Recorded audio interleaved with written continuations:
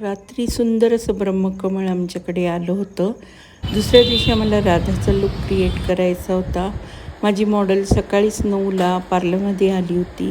माझं सगळं घरातलं कामावरून मी पार्लरमध्ये गेले. माझ्या असिस्टंट तिची पूर्वतयारी करतच होत्या. नंतर आम्ही हेअरस्टाईल केली. नंतर माझ्या मुलीनी तिचा मेकअप केला. माझी मुलगी पण मेकअप आर्टिस्ट आहे आणि तिला मेकअप करायला खूप आवडतं.